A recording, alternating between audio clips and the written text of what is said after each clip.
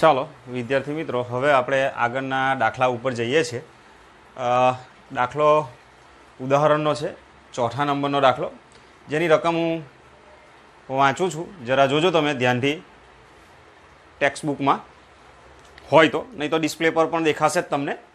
સો રકમ કંઈક આવી છે કે બે બિંદુવત વિદ્યુતભારો વચ્ચેના સ્થિત વિદ્યુત બળ માટે કુલમનો નિયમ અને બે સ્થિર બિંદુવત દળો વચ્ચેના ગુરુત્વ બળ માટેનો ન્યૂટનનો નિયમ, આ બંનેનો આધાર વિદ્યુતભારો અને દળોના ગુણોત્તર વચ્ચેના અંતરના વ્યસ્ત વર્ગ પર છે. સો તમારે શોધવાનું છે ઇલેક્ટ્રોન અને પ્રોટોન તથા બીજું બે પ્રોટોન વચ્ચે લાગતા આ બળોના માનના ગુણોત્તર પરથી તેમની પ્રબળતાની સરખામણી કરવાની છે કે કોણ વધારે છે. જો તમને વિદ્યાર્થી મિત્રો યાદ હોય તો આપણે એક સ્વાધ્યાયનો 1.4 નંબરનો દાખલો જોઈ ગયા છે. એ દાખલામાં જ આ વાત આપણે કરેલી કે ભાઈ વિદ્યુત બળ એ ગુરુત્વાકર્ષણ બળ કરતાં કેવું છે, ખૂબ જ વધારે. સો ઇલેક્ટ્રોન અને પ્રોટોન એ 1 એંગસ્ટ્રોમ દૂર હોય ત્યારે તેમની વચ્ચે પરસ્પર આકર્ષણ બળથી ઉદ્ભવતા ઇલેક્ટ્રોન અને પ્રોટોનના પ્રવેગ પણ શોધવાના છે. અને તમને કિંમતો આપેલી છે, જુઓ ત્યાં એમપી આપેલા છે, પ્રોટોનનું દળ છે 1.67 × 10⁻27 kg, જ્યારે એમી તમને આપેલા છે 9.11 × 10⁻31 kg. અંતર આપ્યું છે 1 એંગસ્ટ્રોમ, એની ઉપર આવી રીતે અંશ બતાવો છો, એ આર્મસ્ટ્રોંગ વંચાશે નીલ આર્મસ્ટ્રોંગના નામ પરથી, જેની વેલ્યુ છે 10⁻10 મીટર કન્વર્ટ કરીએ તો. જી એનું ગુરુત્વાકર્ષણનો સાર્વત્રિક નિયતાંક છે, જેની વેલ્યુ છે 6.67 × 10⁻11 ન્યૂટન મીટર સ્ક્વેર પર કેજી સ્ક્વેર. આ તમને યાદ હોવી જોઈએ, કેમ કે ટેક્સ્ટ બુકમાં નથી આપેલી તો બની શકે કે પરીક્ષામાં પણ રકમમાં ન આપેલી હોય. હવે આપણે આનો ઉકેલ મેળવીએ. તો પહેલો સવાલ જે છે, ઇલેક્ટ્રોન અને પ્રોટોન વચ્ચેના વિદ્યુત બળ અને ગુરુત્વાકર્ષણ બળનો ગુણોત્તર મેળવીશું. તો એના માટે પહેલાં તો આપણે આ ઇલેક્ટ્રોન લઈ લઈએ અને આ પ્રોટોન લઈ લઈએ. ઇલેક્ટ્રોનનું દળ E વડે બતાવીશું અને પ્રોટોનનું દળ MP વડે બતાવીશું. આ બે વચ્ચે ફોર એક્ઝામ્પલ R જેટલું અંતર છે. તો પહેલું વિદ્યુત બળ જો લખવું હોય FE, તો કે તો આવશે જ, આનો વિદ્યુતભાર -E આવશે, આનો વિદ્યુતભાર +E આવશે, એટલે E² થઈ જશે. છેદમાં અંતર શું આવશે? R². ઋણ નિશાની છે એ શું બતાવે છે? આકર્ષણ બળ, કેમ કે એક વિદ્યુતભાર ઋણ છે અને બીજો છે ધન. સો આની કિંમત આપણે મેળવેલી છે, છતાં મેળવી લઈએ.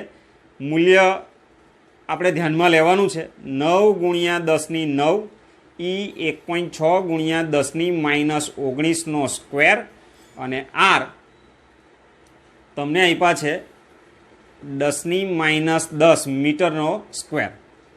બરાબર. સો FE તમારે મેળવી લેવાનું ન્યૂટન. બરાબર. સમયના અભાવે હું અહીંયા ગણતરી બતાવીશ નહીં. હવે ગુરુત્વાકર્ષણ બળ, બરાબર. સો એ FG વડે બતાવીએ. જુઓ, ગુરુત્વાકર્ષણ બળ આપણને બધાને જ ખબર છે કે હંમેશા આકર્ષી પ્રકારનું જ હોય છે, એટલે આકર્ષણ માટે આપણે અહીંયા પણ માઇનસ સાઇન લખીએ, રાઈટ. G આવશે, આનું દળ આવશે ME, આનું દળ આવશે MP, છેદમાં અંતર R². સો એ થઈ જશે 6.67 × 10⁻11 ગુણ્યા 1.67 × 10⁻27 ગુણ્યા 9.11 ગુણ્યા 10⁻31 છેદમાં 10⁻10². આ પણ તમારે જવાબ મેળવી લેવાનો. આ પણ કેવું હશે? આકર્ષણ બળ. બરાબર. હવે તમે આ બેનો ગુણોત્તર જો લેશો, અને આપણે મૂલ્ય જ લેવાનું છે, એટલે હવે ઋણ નિશાની લખવાની જરૂર નથી. તો સૂત્રમાં તમને દેખાય જ છે KE²/R², G MEM/R².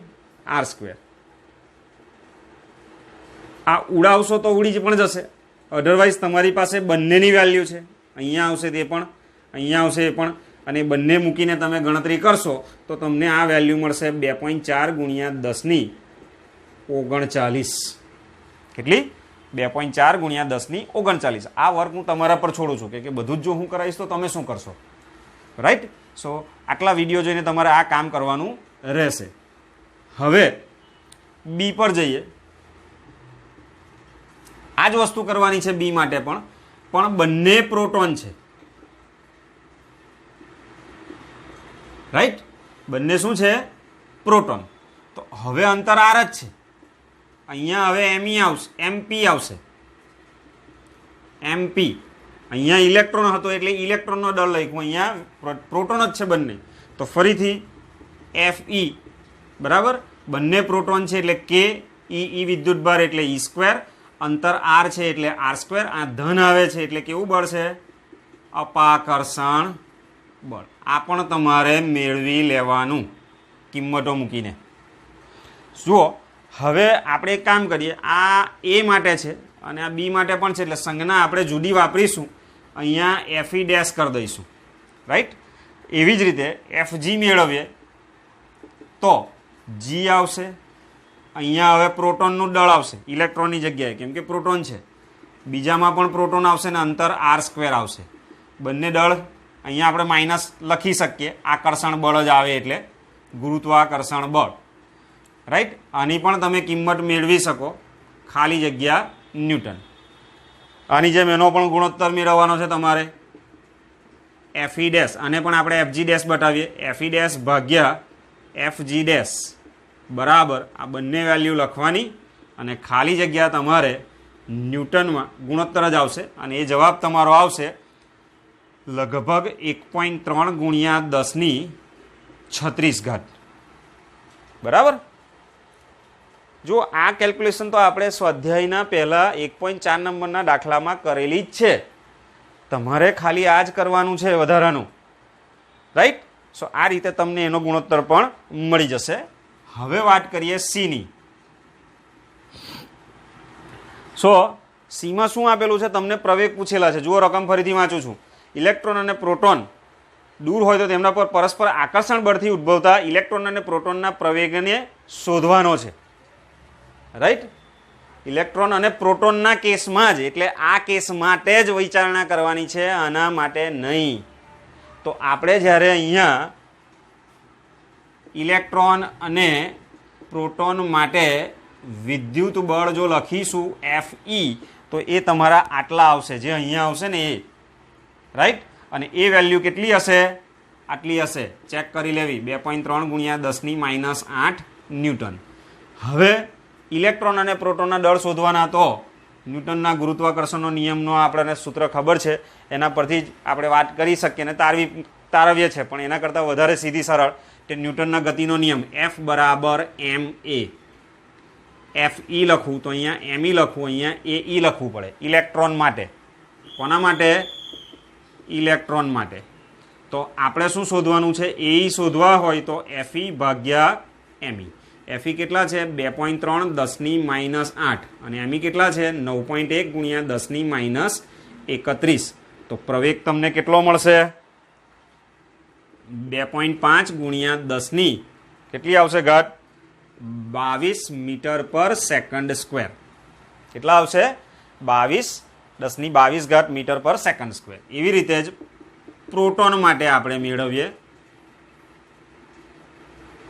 એફઈ જ એમપી, સોરી એફઈ જ લખાશે અહીંયા એમપી એપી.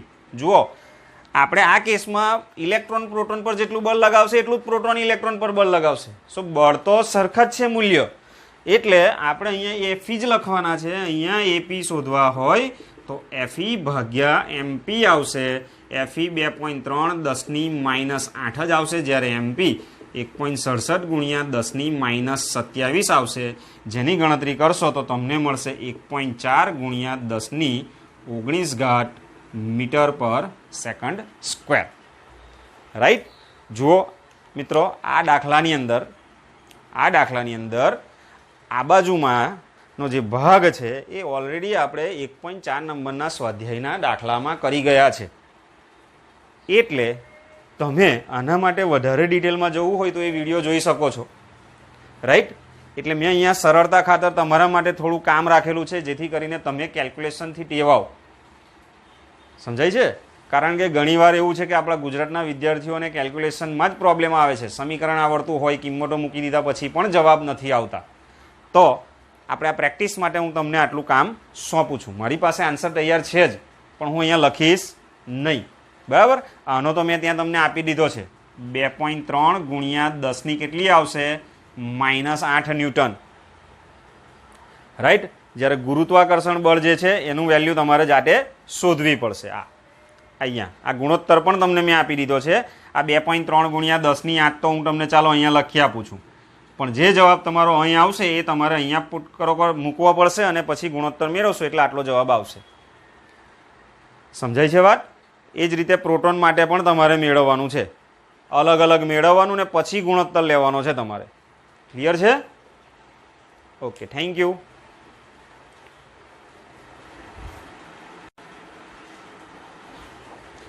જો વિદ્યાર્થી મિત્રો, આપણે એક થોડીક નોંધ બાબતે જોઈ લઈએ સાથે જ. બરાબર, આ દાખલા સાથે રિલેટેડ છે. આપણે બધાને જ ખબર છે કે પરમાણુ જે છે, બરાબર, એ પરમાણુ જે છે એ બે વસ્તુનું બનેલું છે. એક છે ઇલેક્ટ્રોન અને બીજું છે ન્યુક્લિયસ. હવે આ ન્યુક્લિયસમાં પણ બે કણો આવેલા છે. એક છે પ્રોટોન અને બીજો છે ન્યુટ્રોન. રાઈટ. તો ભારે તત્વોમાં કેટલાની એક કરતાં આપણે એવું લખી શકીએ, ભારે તત્વોમાં ન્યુક્લિયસમાં એક કરતાં વધુ પ્રોટોન હોય છે. જો આ આપણે જ્યારે ન્યુક્લિયર રેડિયો એક્ટિવિટી ને બધી વાત કરીશું ન્યુક્લિયસની, ત્યારે ચર્ચા કરીશું. ભારે તત્વોમાં આપણે જઈએ, માનો હાઇડ્રોજન સિવાયના કોઈ પણની વાત કરીએ, ફોર એક્ઝામ્પલ હાઇડ્રોજન સિવાયના હિલિયમની વાત કરીએ તો હિલિયમમાં પણ 2 પ્રોટોન છે. કોઈની પણ વાત કરીએ, બધામાં એક કરતાં વધારે પ્રોટોન હશે. હવે આવા ન્યુક્લિયસમાંના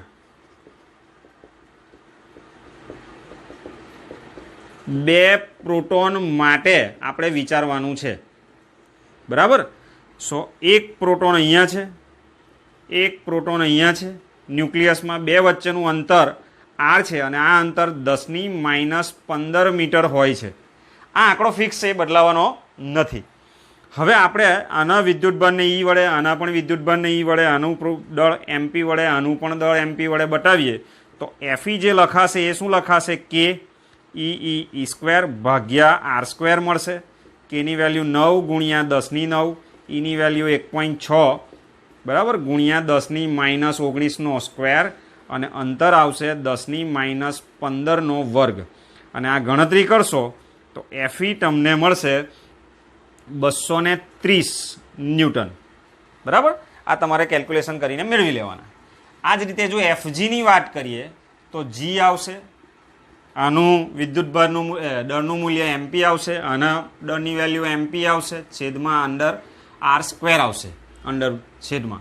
સો G MP² r². Gની વેલ્યુ 6.67 ગુણ્યા 10⁻11, MP 1.67 ગુણ્યા 10⁻27નો વર્ગ અને નીચે આવશે 10⁻15નો વર્ગ.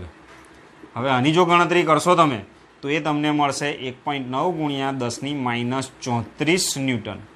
તમે જોઈ શકો છો કે ન્યુક્લિયસમાં પણ આ 230 ન્યૂટન છે. જ્યારે અહીંયા આ આંકડાને મહત્વ ના આપીએ તો પણ આ ઘાત કેટલી છે?